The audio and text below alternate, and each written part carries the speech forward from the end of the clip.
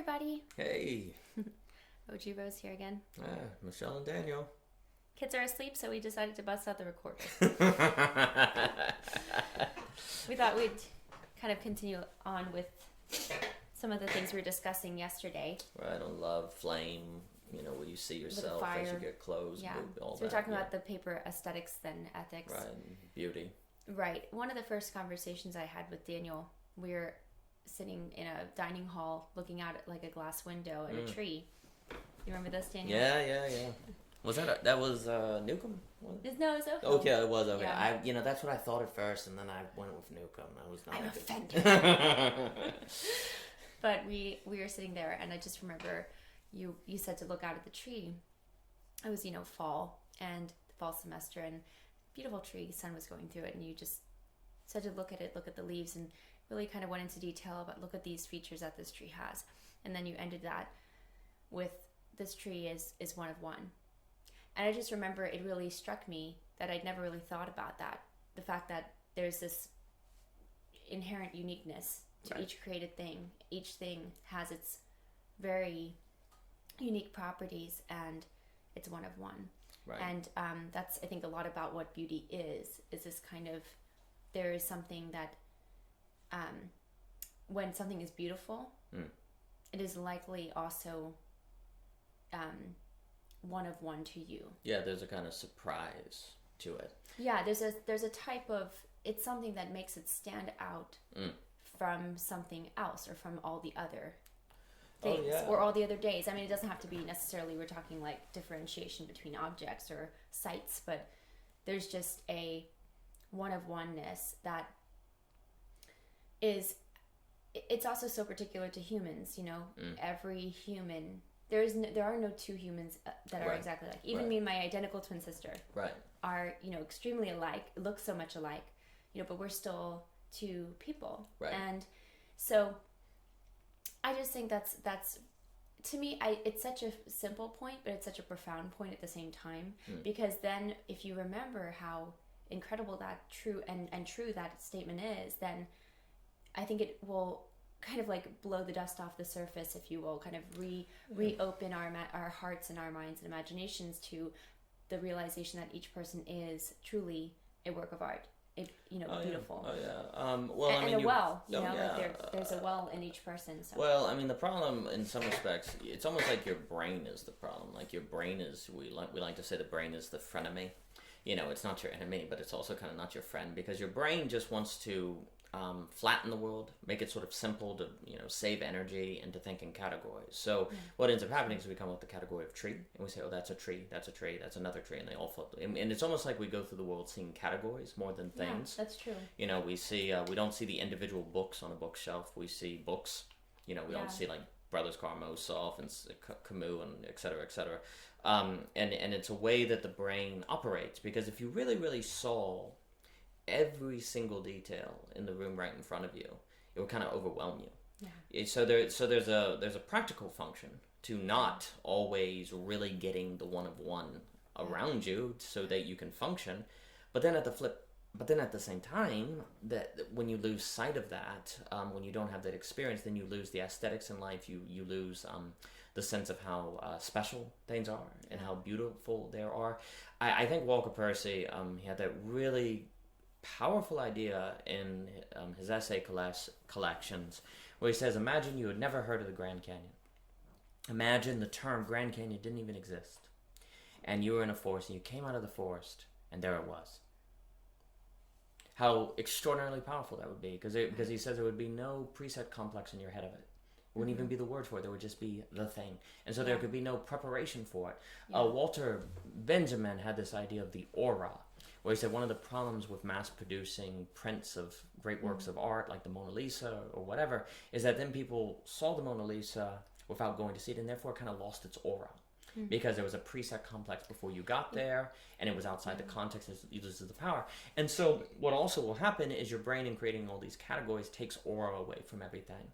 And it makes it very hard to experience things outside of a preset complex, like to see the Grand Canyon before the pictures per se, to see the tree before the category per se, and likewise to see people as people, as works of art, before you just see them as another person. It's very, very difficult. Yeah. Funny you say that about the Mona Lisa. I've seen the Mona Lisa in person. Oh, wow. And me and my twin sister, who is probably my best of friends, we and my parents, we went to Paris. We went to several museums. Oh, yeah. And I guess this is in the Louvre. I'm not going to say it. I'm not going to say it exactly right. That's fine. It's too late. It's done. Done deal. I'm really uncultured. I do speak fluent Spanish, but not fluent French. I'm working on that. But yeah, so I saw it in person. We went, and it's very interesting because in the room there are so many people. There's so many people there to see the painting, and it's not actually very big. Right. Yeah. And there are so many people that you're kind of peeping over people's heads. You're sort of just tipped on your tiptoes, hoping you get a glance of it. And we did get a glimpse of it. And I think my mom and dad made a little way for Marilyse and I don't know, maybe they pitied us, or they thought like, oh, look, they're the little twins who look just alike. They're cute. Let's let them like go through and get to the front of the line, and like they let us see it up close. And still, it was impressive. It was small. It's so iconic, such an iconic painting. It was beautiful, but it's cool how seeing it in person, there's the whole experience of it, being in that museum, being in that place, that crowded room, being there with our parents, with my twin sister, making other memories. So there's something about, but like, it just, I don't know, it's some random thoughts. If somebody had a keychain and they had like a little Mona Lisa, I don't know, just iconograph of it, some sort of, maybe for them, I don't know, maybe somebody special gave it to them, and for them, they really love it. Like, it's something. Sure. There's something about it that, sure, it's not like the duplication. I think there can be risk in that, for sure. Sure. I think once you also have, there's almost like a way in which you have to realize that when things start getting duplicated, or it's not the original, it's just something completely different. It's not even the same. We couldn't really say that this, keychain with an, a cartoon Mona Lisa is the same as like the actual Mona Lisa in the Louvre. So it's just, I think I don't know what that really says about beauty, but I think there's just something about kind of like there's still, our brains do a lot of conflating, but I think we also separate at the same time in a sense. Well, and maybe like that, the ability to say, okay, this is completely different, and to appreciate it for the completely new thing that it is I think there's something important to that. However, really, let me just really quick say that, we talk about taking photographs all the time, and how social media has oriented us to just sort of capture all these images. Commoditize everything. Yeah. And I think there is something, though, risky with that. For like, if you could have the experience of going to the Louvre or seeing the Mona Lisa in a textbook, which would you choose? I think the experience, you're getting to see a new country, a new culture, people, other, foods, things like that. So, I don't know, I think maybe it's just, somebody could have a memento, and it's a token of something special to them. But if we start sort of like reducing things to the captured image, then I think that's when it could be problematic. Yeah. Well, I mean, there's that old saying, what is it? Comparison is the thief of joy. Where and what you're getting at is the idea is, if one could have a replica of something, but not even think of it as a replica. Sure. Like exactly. That it's not even that it's its own thing. I do think that is a useful mental practice because there's no way. What are you going to do? Get rid of photographs? I mean, you can't do it. So then the question becomes, and arguably, we are considering being Amish, but oh yeah, well there you go. But do you really want to live in a world where, I mean, now you live in a world where anyone on this planet who can get to the internet can see the Grand Canyon. Before, a very select few people who just happen to be in the geography in the state would have that opportunity. So it's always trade-offs. Sure. And I mean, the mature thinking, I think, generally is about managing tensions and trades-offs, where we can say, oh, well, there's always plus and minuses. That's the Faustian, I guess that's Neil Postman. All technologies bring these benefits. Yeah, sure. So the question becomes, is there a way to have a mental disposition where you can get the benefits of replication while maintaining the aura? And that would become like tied to one's orientation to the world, and I think what you're getting at also about thinking of every To think of repetitions not as repetitions, even though they are repetitions, is kind of delusion, and that where your essential difference. And I think there's something about that is an aesthetic lifestyle. And I think also you can take what you're saying and like rather than talking about last week was bad, we had more fun last week, and you can even use that train of thoughts on daily practices where you're not comparing, because there's no doubt that comparison does create unhappiness. Because also whatever you're imagining and comparing that thing that you're imagining with whatever you're experiencing, it has the advantage of not being present, so you can idolize it. And so pretty much whatever you're presently doing is always handicapped about what is not present that you are comparing it with. Yeah, like Holo. It's a Holo paper, right? In that paper, we talk about HOLE, hope, whole hope and absence, and then whole hope, WHOLE, that's grounded in actuality. Yeah, I did. I was signing it too. It's the idea that when things are absent from our reality, they don't have to manifest into reality in a manner that takes the trade-offs and actual difficulties of reality into account. So it has the space of idolization. So one of the reasons why comparison is so dangerous is precisely because whatever you're comparing it to that isn't present has an advantage, and so you're going to be unhappy because you're not present in the thing that you're comparing to. You're not there. It's almost like Zito's divide. Like you never can be there. Yeah, you're never. And I think with beauty, if what comes with beauty or an orientation of beauty is a deep appreciation of the oneness of reality, then that inherently fights the tendency to compare, and therefore will create more joy. Yeah. And so then you'll have if you have relationships based on beauty, to get what we were saying yesterday, then there will be more joy in those relationships because they'll be transcending comparison. Yeah. In some respects, almost like popular thinking of attraction and all that's love and dating, that's almost by definition comparison based. It almost is by definition comparison based, because how do you know your relationship is healthy compared to what? Like, what are other people doing? There's more of this tendency for comparison in it, and that leads to unhappiness. Yeah, certainly. Not for the slow kids, aka me. How would you brought up the idea of comparison. How does that relate to duplication, or like when we were talking about like the Mona Lisa, the actual painting, and like because you're saying it's a keychain, it's not the real thing. Oh, so you're comparing, yeah, you're comparing. Thanks. No, that's a good question. No, for effort. No, if you call it a duplicate, because if you're saying it's a duplicate, that's not the original. Yes. You hear that in art all the time, right? Yeah, it's not the original. It's not original, right? and that therefore somehow puts it lower on the hierarchy. But no, I think beauty increases joy precisely because it makes one realize the radical oneness of all of life, and therefore you transcend comparison. And when you and by transcending comparison, you're more present, and you're more present, you can have more joy. You're more open to that. Yeah, absolutely. So random thoughts coming to my head related. Sometimes I would have these reoccurring dreams. I have a lot of dreams. I don't always like detail them in like my dream journal, but I should do that. Really would have New York Times bestsellers with these bad boys. Oh no, these dreams. These dreams. No. False. Mizuzaki, like Ghibli stuff here. Oh no. Yeah, thank you, Dan. You're too kind. No, they're my dreams. Like I don't. They're my subconscious creation. So I don't know if I get credit for that. Do I? I'm not sure. No, your subconscious is an emergent consequence of everything you do in your life. That's true. So I would have this recurring dream about being in the mall.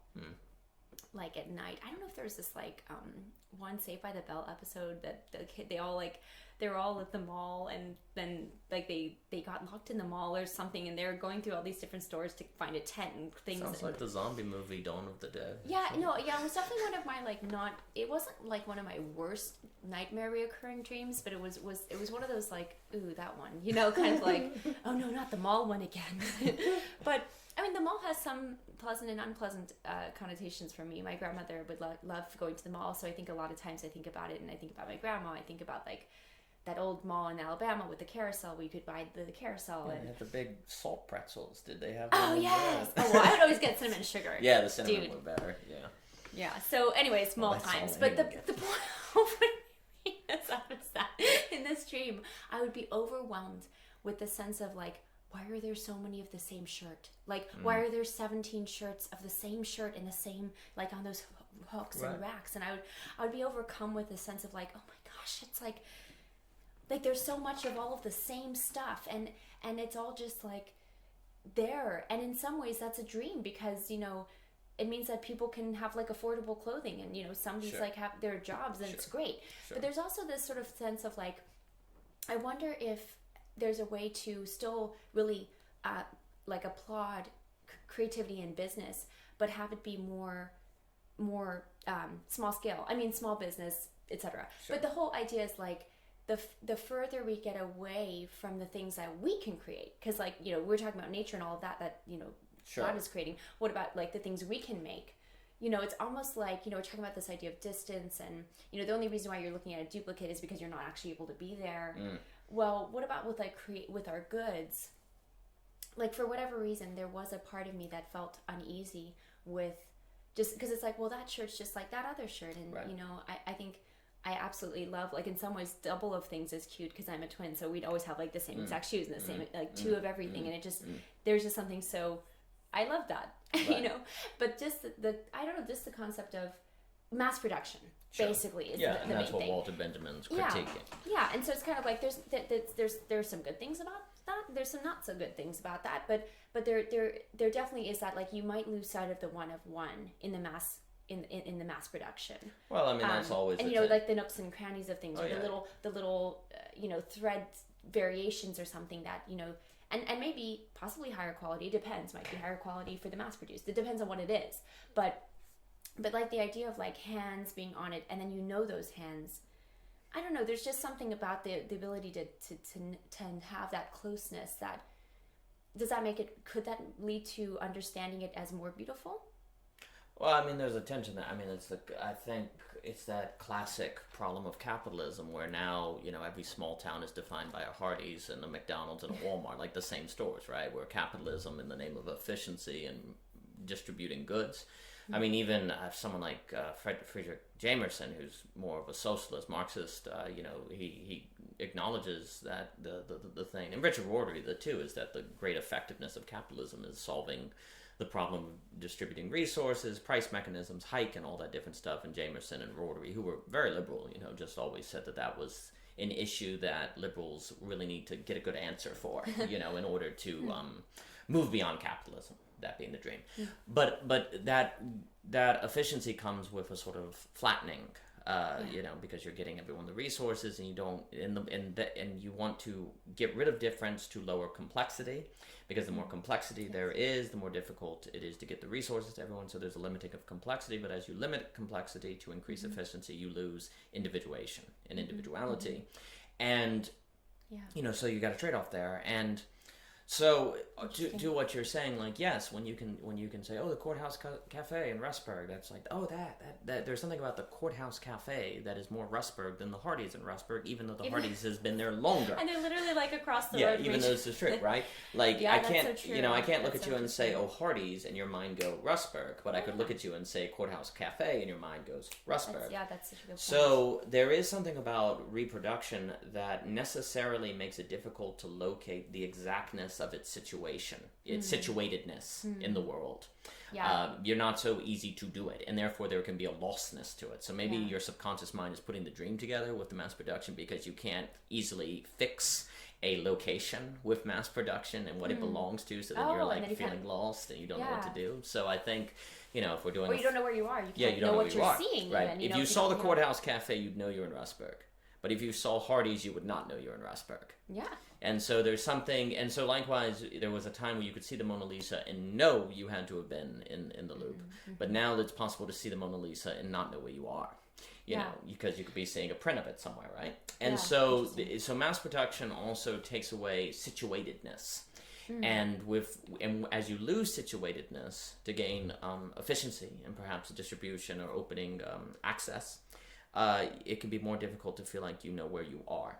And that actually gets into the bigger, as you know, we talk about all the time, the problem of society not having givens, And when you don't have givens, social givens, it's harder to know what to believe. If in post-modernity of Christianity, there was a time where everyone's basically Christian, so you know what to think, you know what cosmic framework is correct, and now you don't know where to situate yourself and you're confused. And with that comes arguably increased freedom, because you can, choose, you don't have to be a Christian, but also with that can come a sense of being lost, because you don't know what to think, and why should you be an atheist instead of a Christian or a Hindu, and there's all these immanent frameworks you have to choose, so you feel lost.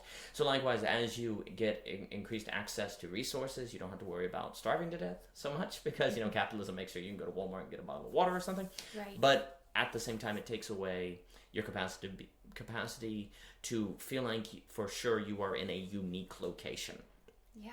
That you are situated and anchored in a particular world, and that in of itself makes it more difficult to feel like anywhere is actually one of one, because if every small town just has a Walmart, a Kmart, and a McDonald's, then sure, maybe they're spatially different, but they're not meaningfully different.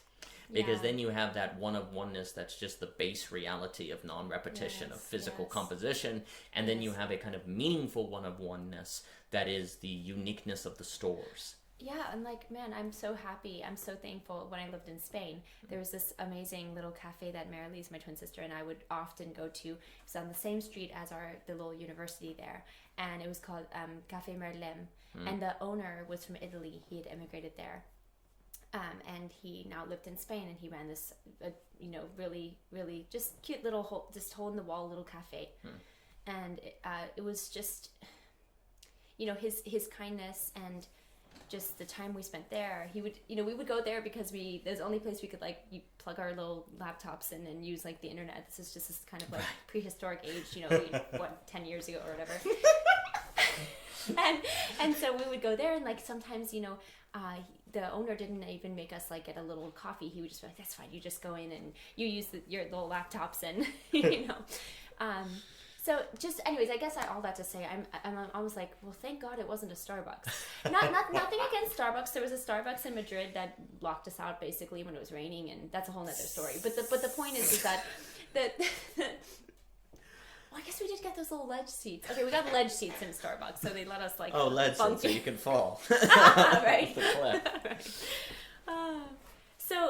So yeah, I mean, the idea of it being this, if you said Café Merlem, I know exactly where, just in an instant, and all of the memories and would flood back, and there's just something so unique, those particular cups they used, and the particular seating, and the particular people. Now you could have, to each Starbucks there would be particular working people there, right? So that would make it unique, I guess. But there's just something about, I don't know, just kind of this brand that would. It's not necessarily bad. I'm not, not sure. at Starbucks. That's great. That's fine. I'm sure there's now a Starbucks probably in this city in Spain where I used to live. Probably at the mailbox. I hope Café Merlem is still there though. Please, dear Lord. But anyways, I just say that you're so right about what you say, and with that particularity, it's wow, that cafe is. There's just so much meaning and location and groundedness in having this particular coffee shop. Well, and I think that also ties into, if in the relationship, if it's based on merits or relationship, if it's based on beauty, ergo one of oneness in a meaningful sense, then also the relationship will ground you. It will situate you. You'll feel like you know where you are. And I think what can happen is if you have relationships that are based on attraction or different things, and it feels like I could get a different girlfriend, I could get a different boyfriend, it could feel, because it's not situating you. And I think that ties into what you were saying about the fire, because if the one of oneness situates you and ground you, then you know where you are. And therefore you can help figure out who you are, because you know where you are. And if you don't even know where you are, you don't even know where to begin to look. And so there's something about situatedness, that a relationship based on one of oneness that really sees the one and oneness of the partners in one another can help you have that that grounding, so you don't just feel like another couple or kind of lost. Yeah, absolutely. Well, and I think there's almost interesting this comparison how just mainstream dating culture is a little bit is Starbucks in a sense. There's cookie cutter. And again, I'm not. I think. And it becomes moral too, because that becomes the cookie cutter, and that's the ethical. There's an ethic for that's how you do it, because whatever your conception of the beautiful, that's where your ethics goes. And you say, oh, this is what a pretty couple is. This is what a nice couple. Those are kind of aesthetic assessments. Yeah, they're the logo, and that's and so you go that way. Right, and again, nothing against Starbucks. Nobody should ban Starbucks or anything like that. It's just that this idea of the situated and the particular is. It's when there's a moral where if you don't go to Starbucks, you're doing something wrong. Like there's like an ethic. And I mean, arguably, somebody could make an ethic on the other way. Well, of course, you don't go to that's right, and that's where you don't. You're like a horrible person. Sure, well, and that's where you don't. Like Starbucks. That's right, and that's where you don't appreciate. But you can vote with your dollar. You can go. Yeah, sure, and there are plenty of small towns that if there was not a McDonald's, they would have nowhere for people to meet for breakfast, and you have to appreciate that reality. Sure. Like we said, it's trade-offs. It's how can you have duplicates of the Mona Lisa and not lose the aura of the Mona Lisa? How can you have McDonald's without losing the small cafe? How can you do that? Yeah. Well, when I think really quick, I just want to say that I think that this is so interesting. I like whenever I write a whole thing now about Starbucks as like the mainstream dating culture. Starbucks, isn't that from Moby Dick, Captain Starbucks? That's where they got it. Yeah, they stole it and don't tell anyone. I think it's from Moby Dick. Yeah. Anyway. How dare! But I think that. Sorry, I just have this image now of you like running into every Starbucks and just like taking people's cups and like throwing them down. Like, it's all stole from Melville. No, like dressed like Melville for some strangers. Have a pet leg with a spear. But anyway. Yeah, but this idea too of we're going back to the fire, so I'm going to tie this into the Starbucks thing, but by burning Starbucks down. no. But Starbucks also has this kind of like everybody understands it, everybody recognizes it. Yeah, there's common language. That's why it's like, everyone recognizes the token, dating culture things you should do, right? But the particular the little shops, the little coffee shops, people cannot necessarily clearly identify what they are, what they do, what they sell, what their drinks are, what their cup sizes are. Yeah, if you've never been and someone just mentions it to you, you're like, well, where is that? I don't even know what that phrase means. Yeah, you won't even know anything about it, and you might be like very skeptical of it actually because of that reason. And I think when we kind of talk, and that's a whole nother discussion for another time, but if we talk about I think what relationships actually thrive upon, because I think mainstream dating culture, I think that there are some serious issues with it. I think there can be some good things to it, but I think there's some pitfalls. Sure. This being one of them, which is this generalizing principle. Sure. Well, this is what you should do if you're dating, or this is what it looks like to love someone or care for them. And yes, there are some really great essential things like the beauty, the truth, the goodness, the respect, kind, care, love, all of that. That's like the fire, right? Sure. But then there's just the iconic date, the iconic features of dating or love. Right. But anyways, the thing is I think about how a person's people who often have a really solid foundation. Well, nobody can see that, right? Foundation is inherently in the ground. Sure. So. And then what they build upon, it might look like this rickety old hole in the wall coffee shop, but it's solid. Right. It's it's been there for 100 years, and nobody has an idea of what they sell or what their cup sizes are, or but there's just it's theirs, and it's for them to decide to determine if that's really what thriving is for them. But they could only really understand the depth that they have with each other, and the beauty and goodness that comes from that particular relationship. Right. But the fire really quick. Sorry. No. So the fire. So going with the fire, the thing is that with the fire, I think you're saying about be able to see each other as one of one. Situatedness. Right, but you can't really see if you're not close to that fire. Yeah. So where are you exactly? Right. Where are you? And then also if that's why I think there has to be something more to relationships than simply attraction, because then you're just I just think of this forest scene. Here's the fire. Two people are near it, and they can see each other. Mm-hmm. They can be also warmed by the fire. Do a roasted marshmallow or something. Right. But then there's these two other people who are off in the forest, and they are very much very close. Maybe they're on top of each other, but it's dark. They cannot see one another. So I think there's that. And I think that's what the pitfall of simply attraction is. I mean, certainly you need that, but being close to the fire is so. Well, that's interesting. I mean, I think there's an assumption that attraction brings illumination, and what you're suggesting in your metaphor is that that you can have attraction, but you don't necessarily have illumination, and that the problem with popular culture is it assumes illumination with attraction. Exactly. Oh yeah, no, I think it's very good, because I think. What did Chekhov say? He said something like, you don't understand. What did he say, Daniel? No. He said something like, the only way to understand, people who love one another is that they're constantly misunderstanding one another. We talk about like families are different, like where Tolstoy says, every happy family is the same, and every sad, miserable family is different. And kind of what all the, and Freud and these different, what they want to say is that what most people do in relationships is spend all their time lying to one another, hiding, putting on masks, putting on fakes. Right. And in fact, the attraction culture does lead you to believe, there's all this talk about being authentic and genuine, but then that's defined in ways where it's currency. That's just another act. That's right? just another performance. It's just another performance. It's just another, and so I do think and it would be a topic that would be worth going into. But I think there's reason to think what you're getting at is that attraction does not necessitate illumination is true. I think there is actually good evidence that your metaphor is correct. And on what you were saying also about like McDonald's. I can say McDonald's anywhere in the world and people know what it is. So there's a kind of common language, there's a kind of common culture, and it's very, very efficient.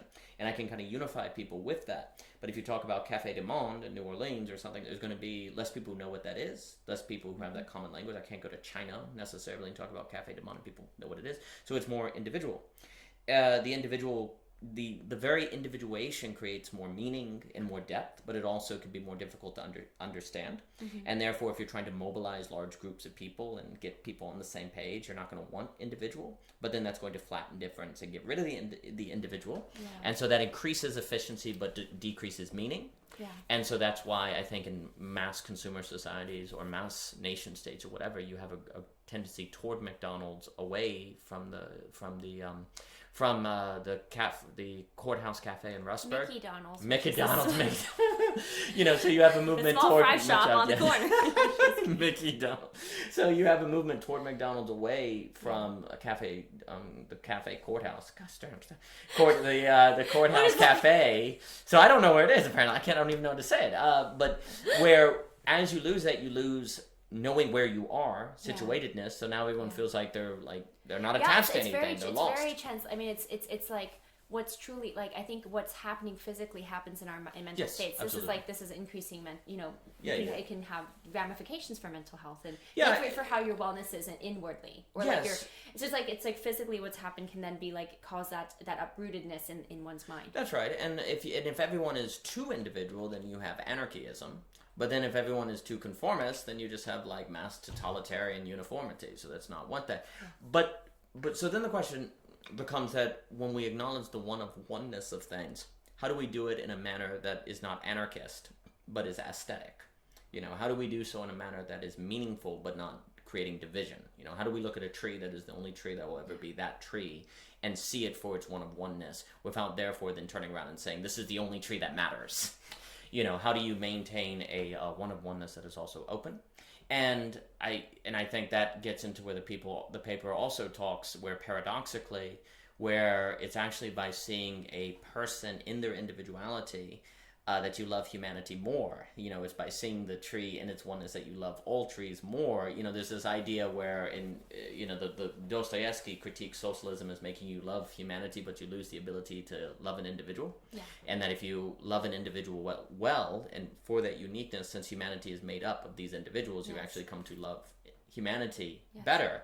So what's interesting is actually when you get a one-of-one disposition that's really appreciating things, it doesn't have to become anarchistic and atomistic and sort of splitting apart into a bunch of cells that have nothing to do with one another, because then you're actually open to you don't necessarily say McDonald's is bad. You don't necessarily say that these communal things that people share are bad, because you can see the goodness even though McDonald's is a duplicate, it is not, you take it for as a one-of-one, going back to what we were saying earlier. And I think it's with that... Right, exactly. It's still the only McDonald's that will ever be that McDonald's. So I think what the paper wants to get into, that if we really integrate beauty into how we see the world, then we can have individuation without having anarchism and without having everything splitting apart. And we can also have the benefits of duplications, because we can treat duplicates as one-of-ones in their own right, as the only McDonald's that will ever be that McDonald's. And I think that will also get us into how in a relationship one can, give themselves over to another person, and also not feel like they're completely losing themselves, that there's a maintaining of the one and oneness in the bothness, but then you don't have this constant tension between, oh, am I losing myself, or am I being my true self, or this individual, because beauty transcends those categories. When you're looking for beauty and love, then it's not this tit for tat that you see, because you're trying to make something beautiful. You're trying to do something that is beyond just, if the ego. You're trying to move beyond the ego. Right. Yeah, absolutely. Two quick things. True, everything you just said. That was really great. The idea of the forest analogy. The idea of these two people that are in the dark but are near each other, maybe even closer to each other than the two people who are in the fire, and they choose to come closer or be a little bit further apart, whatever. They can see one another very well. They're near this fire. Well, the other thing too is that the people in the dark, that's why I love this language of, fall in love. Because like you fall, you trip, you right. Did Percy say something? Somebody said something. I think Merton had that part where he talked about, we talk about falling. No. No, it doesn't. It's fine. It's like Seeds of Contemplation or something, where it's like, you have a swimming pool and people talk about falling in love, like you're going around, you're drunk, and you fall in a swimming pool and die. It's really funny. Where it's like, that's how people talk about falling in love, like falling in an empty swimming pool. No. Okay, it was funny at the time. No, I can understand that. But just that idea, there's this, I think there's something really hazardous actually about the kind of main, if you take true beauty, if you take beauty and you just have the attraction without illumination, you're going to have a lot of hazard actually, falling. It's dark. Yeah, you can't see where you're going. You're feeling around, right? You're feeling, and often it's very feeling driven, which feelings are great. Well, it has to be, because you can only feel in the dark. Right, you can only feel in the dark. Yeah, feel around. Yeah, this is all like my language of drawing out in flashlight. Yeah, absolutely. This is extremely important. So I think the dark and falling in love hazard. There's just something that's just not. It can feel great because that's all you have. You're feeling around in the dark to feel. Maybe you're like I said, maybe you're on top of each other. Yeah. But at the same time, there's not the illumination element. No, and then it's therefore possible to be on top of each other and not even know it, to be touching and not even know it. Exactly. Yeah. Well, whereas you can have both near the fire. Yeah, and I guess it gets into in Catholic thought, it's the idea. I don't think it's by chance that the metaphor so well depicts the ideas, because if you believe, that God spoke. Created the order out of his own ideas, then the creative order would therefore match the metaphysical structure that is closest to truth. So then it would make sense that the very construction of the universe would be in line, reflect the order of truth of which undergirds it. And so I don't think so. I think metaphors in that sense matter. So no, I see a lot there. Daniel, this is well. The kids didn't wake up, didn't they? Sorry, I don't want to know. Sorry, I think the flame, the dark feeling, or you can only feel it. I had another idea on it. I know this is getting a little. No, what was it? Well, what was it? I don't know. We can always trim this up for the kids who. Yeah, that's true. That's true. Want shorter clips, but I was thinking about this idea. In a more agrarian time, there's something that would be both similar and different about your locales of food receiving, places of receiving food. I mean, it's not like markets. I mean, maybe markets too. Whatever. But I'm talking about farms. Yes. I mean, it's like you would always really closely associate your food with farms or markets. Yeah. Okay, so it's interesting because there's this very general concept of our food comes from the farm. And we get our food from the market, but each of those places is a very particular farm with a particular, that's right. Person who works the land, or the family who lives there, and then the market. So I think there's just something about. It's interesting how there's still a lot of, I don't know, industriousness in that. There's goods and exchange of goods and everything like that, but it's still very individuated in a sense. Well, I mean, arguably one of the whole points of moving into a mass market society is to reduce the amount of work, because you can do it on machines, you can cookie cutter it and sort of go. But if we believe that in some way work increases value or work increases meaning, then relationships, if we're sticking to that, that reduce work because they sort of outsource it to mechanical cookie cutter programs, then that's going to be there will be a reduction of investment, in the relationship. So actually you could say that beauty and keeping you particular requires more investment, precisely in the way you're describing. Does it require more work? Right. Yeah, I mean, you have, on the small farm, there's arguably more physical work than on the corporate farm, because most of the corporate farm and the tractors are driven by satellites, for goodness sakes. There's going to be more machines, but the presence of machines increases efficiency, and you can have more production, but you may have less investment. So, that's interesting, right? But then, of course, you want to have work. You don't want to have toil. You don't want to have meaningless extra labor. But you also don't want to have it feel like there's a lot of production or there's a lot going on but nothing meaningful.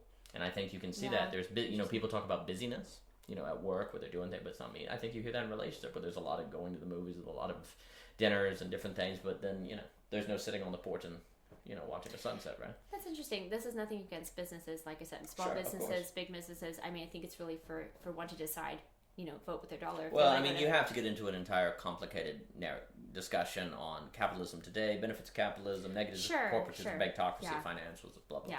But what I want to say is, it's interesting. Business, busyness, those two words sound very, very similar. It's almost like once it became, I don't know, it's almost like as business becomes bigger, busyness becomes bigger. Right. In a culture. Possibly. Not that means all businesses there is an small, irony but there's like this where big business equal, and like we live in a very like busy culture. So I don't know. It's very strange. I mean, Bertrand Russell had this paper where he said the challenge of society is the question of leisure. Like, how do you use leisure well? And he said it's going to be very tempting for people not to use it because it's very existential, and you have to reflect on yourself and like come up with your own projects and hobbies, and maybe nobody values them, so you have a breakdown and throw your toy boat out the window. But you see what unfortunately does seem to have happened is, as you've gotten more efficiency in markets and you've gotten more leisure, people have just filled it with busyness. Because I think it gets where Alan Day Bottom or whatever, he talks about status anxiety. We really have underestimated how one of the main drives of human action is status. And a way you can garner status is to always be busy. And so, and it's the busy culture. So you get status because oh man, I'm going to have 2 startups and 5 puppies that I'm raising, and I'm going to start an orphanages and differently. These are all adding to your list of why you're garnering status. And unfortunately, when you're that busyness will also hide can be an act of insecurity. That's interesting. Yeah, that a lot of times like with social media, it's like, what's your status? What are are you way active? There is an emphasis on status. Just what's your status, and also the idea of status, like am I seen highly in my I mean, you got the attention economy. They call it the attention economy on social media, where how do you get people to pay attention to you? You have the status anxiety, you all these which I think has a more complicated narrative for why people do what they do. You hear a lot of what people do what they do for love. Well, there's different kinds of loves. There's the love of the crowd. There's the love of the romantic partner. But status anxiety, I think, is a massive drive of human action. And one of the things that beauty should do is, if you really see beauty all around you, then whatever status you have just seems arbitrary, because beauty suggests a higher reality, something bigger and transcendent. And if we go back to what we were saying with Burke with the sublime, that helps fight status. I was going to say, I mean, it's almost like, what is status to beauty, right? Yeah, exactly. And therefore, but we have to recognize that too. I mean, if we don't, if it's not valued, yeah, right. I don't know. Maybe you have to just be the oddball and say I don't care. And I know, there's a healthy level. There's a very healthy level of that. And true. Well, and then also too, there's arguments to be made that status opens doors and helps you accomplish things in your career. Right. It's not like it's status as bad or something. So you have status as a tool and status as an identity. And without beauty, I think it becomes very difficult for status not to become an identity as a tool. Yeah. And it becomes a reflection, because also status. Here's the problem: status can just reflect politics. You at the workforce have convinced everyone you're the best worker. You may not actually be invested, but it easily becomes performative. Not necessarily, but it easily can be. And if you're rational, you try to figure out how to get status without working and without putting hard. And so it becomes game theory, and it becomes all of that. But beauty can help cut through all of that. And also, I think an aesthetic disposition, if you have it, you don't necessarily automatically discount the person that has status. But if all a person has is status, you move on. Like, you want to see quality and you want to see truth. Yeah, and also it's interesting because, and this doesn't go for everyone who has status, but sometimes it can be true that sometimes status is not necessarily correlated with like production, with what they quality themselves have made. No, because it's like because with their own hands. You know what I mean? Because status is usually garnered. Depends. Status is usually garnered in institutions, and institutions are inherently political, and That's politics, with time, tends to take over. And so one could also argue that an advantage of aesthetics or beauty in relationships is it reduces politics in the relationships. Negotiate all this stuff that couple, back and forth, tit for tat. I did this because then the question is what increases beauty. Mm-hmm. And if that's something you want to do, then then you wanting to do it does not mean that next week we do what I want to do, because that thing is beautiful and you just happen to want to do it. And when you say politics, you mean like negotiations? Negotiations, like, where all of the different politics of relationships that people have, the negotiations of different things, and performative elements. Sure. And you cut the grass, I cut the grass today, so therefore you should do the dishes or something, like all this kind of back and forth. It's like your mind instead goes to what actions construct the most beautiful whole. Yeah. What comes together to make a story, and even a story. What makes a story? And you don't lose sight of the bigger picture. You're like, I could get really angry about the fact that, it's actually your turn to cut the grass. Right. But, what's more important? The grass or my relationship the story, with the you? beauty. There's something bigger. Right. And so I think it doesn't necessarily mean that you might not say, hey, I'm not going to be able to get to that. Do you mind doing that? Or, say it in a way that still reminds the person. The ego's not so invested. Right. It becomes about getting the job done as opposed to who's owed what. Exactly. It becomes about the efficiency, the project, and that depersonalizes it in healthy ways. Right. And if like the term beauty seems fuzzy here in this conversation, because somebody could say, oh well, you could be performing with beauty, etc. Yeah. You should read on beauty. I mean, because the paper really fleshes it out. On beauty by O.G. Rose, and there's an audio summary that goes to the main points in aesthetics and ethics. Yes. Because both of those will cover those topics as a groundwork for this topic. Well, there we go. We added some on farms. That was good. That was good. That was. Michelle, you took us on a 15-minute detour. No, that's important because you get into that. The investment. There is more work and investment in particularity, where the nature of moving to higher production actually lowers investment. Yeah. In a way. Now, of course, again, you got to hold that distinction between work and toil, and that could be, we can talk about Eden and all that. Yeah. But no, that's quite useful. But I do. We should talk about this another time because I have questions on that. Yeah, on the work and toil stuff. I'll jot my note down. We'll talk about it another time. But anyways, thank you guys so much. And this has been Daniel and Michelle. And we appreciate you guys. Yeah. For more, please visit ogrose.com. www.ogrose.com. Yeah, you said it better than me. And thank you for your time. This talk was not sponsored by McDonald's. No, this was not. It was. It sure as heck wasn't by Starbucks. My gosh.